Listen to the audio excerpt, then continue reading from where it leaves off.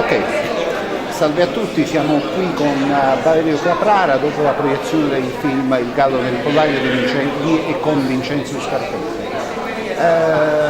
Un film straordinario che presenta anche una certa intelligenza cinematografica nel montaggio, nella capacità di raccontarsi anche senza bisogno del sonoro. Sì, anche una bella serata innanzitutto, perché sia la location, la Biblioteca Nazionale di Napoli, la Sala Lucchesi Palli, di Figlio da Capo, perché Sì. ho visto un signore che mi salutava, stacca. Sì, vabbè, poi rimontiamo. Mi fa guardare quelli che mi salutano, se no vai. Allora, no, ripiglio io la domanda, non la puoi lasciare. Sì. Vado? Sì, prego.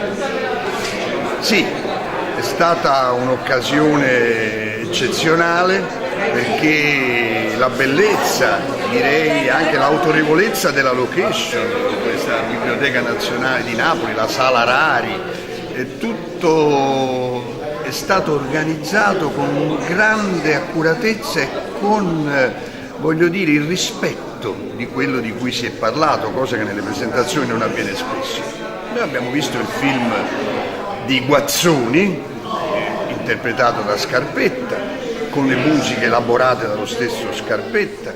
Abbiamo assistito quindi al recupero, a una rinascita culturale di una filma, come si diceva allora, che era data perduta. Ma abbiamo anche assistito alla presentazione di un libro, questo libro sui pionieri del cinema napoletano, a cura di Pasquale Iaccio e della signora Scarpetta, che è discendente dalla grande famiglia di teatranti napoletani.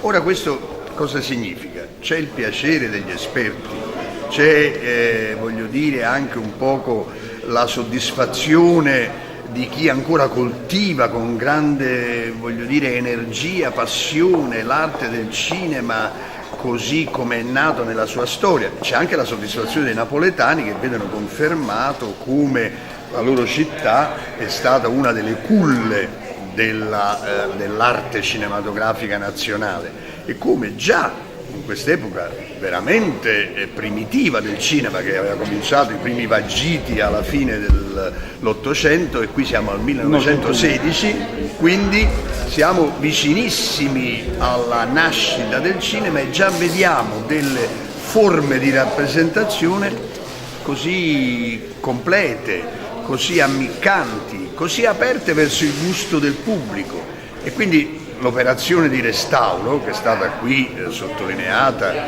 dalla proiezione, cosa che non avviene di solito vedono solo gli esperti questi film, questi ritrovamenti eccezionali, solo i cinetecari, qui invece c'è stato un pubblico normale, un pubblico che ha seguito, un pubblico che capiva e che ha visto questo film e ha capito come il cinema nasce, siamo nel 1916, con la sua duplice anima, questo dobbiamo tenerlo presente fino a oggi, l'anima della sperimentazione tecnica, della ricerca della forma ideale per quella che sarà l'arte chiave del Novecento, ma anche l'attenzione per il pubblico, il divertimento, la farsa, la pochade e anche un bel po' di malizia erotica.